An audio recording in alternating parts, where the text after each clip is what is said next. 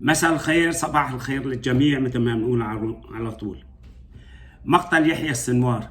إن الله ينتقم للشعب السوري من سليماني إلى هنية، وصولا لحسن والسنوار ومن جاء بالطريق وغيرهم. إن الله ينتقم للشعب السوري من المجرمين الذين ساهموا بقتله، والمجرمين الذين تحالفوا مع من قتلهم وقالوا عنهم شهداء، الذين وقفوا مع دول الإجرام الإيرانية والتركية، حلف الإرهاب والقتل. إن الله يمهل ولا يهمل لحق للشعب. يحق للشعب السوري أن يفرح اليوم بمقتل المجرم يحيى السنوار، الذي سوف نذيع عليكم الآن بصوت السنوار ماذا قال ب 2023، من أجل أنه ما يطلعوا يكذبوا عليكم، يقولوا لكم هذا شهيد وهذا مناضل. هدول الذين قالوا عن سوريا إنها سوريا الأسد. هل ملك يحيى السنوار وتنظيم حماس سوريا لتسميها باسم آل الأسد؟ سؤال، باسم المجرمين؟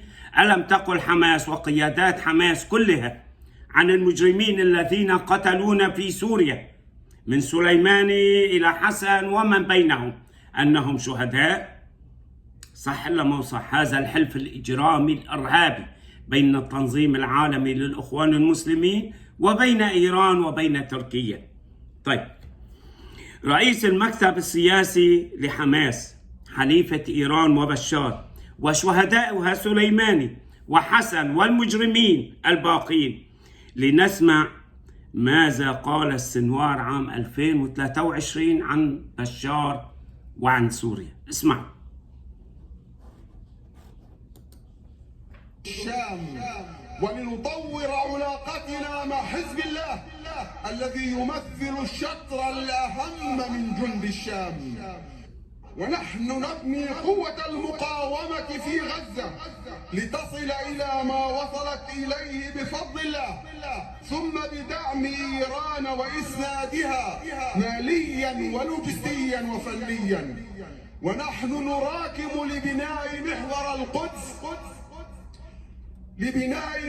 القدس فنتصالح مع سوريا الأسد التي تمثل أحد ساحات الحشد والارتكاز وجند بالشام، ولنطور علاقتنا مع حزب الله الذي يمثل الشطر الأهم من جند الشام، ونحن نبني قوة المقاومة في غزة لتصل إلى ما وصلت إليه بفضل الله، ثم بدعم إيران وإسنادها ماليا ولوجستيا وفنيا.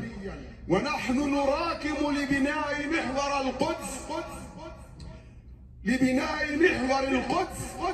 فنتصالح مع سوريا الأسد التي تمثل أحد ساحات الحشد والارتكاز وجند سوريا الأسد. هذا المجرم السنوار مشان يساووا له ويفتحوا له عزا بوين؟ بالكيان السني في إدلب، لكي تعلموا هذا المحور الإجرامي.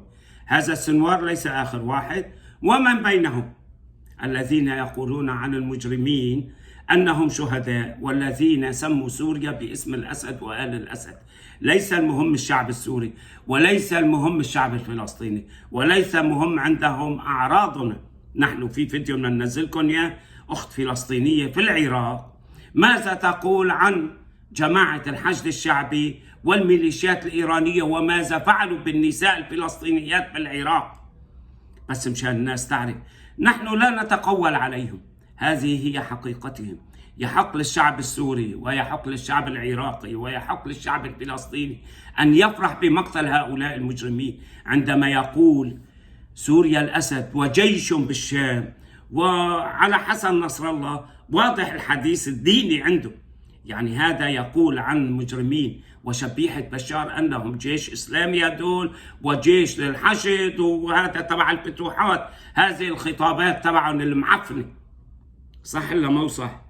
إن شاء الله، ونسأل الله أن يأتي الدور على الباقين لكي يفرح الشعب السوري. إن الله يمهل ولا يهمل.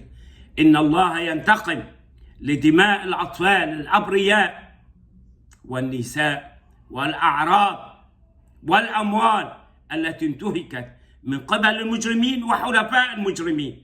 هذا السنوار بال 2023 كان يقول هذا الكلام، وقبله المجرم خالد مشعل. ونسأل الله أن يفرحنا بمقتل كل هؤلاء المجرمين. وشكرا لإسرائيل. تحياتي للجميع. كان معكم محمد يسر من قناة الإعلامي محمد يسر. ألف شكر لكم.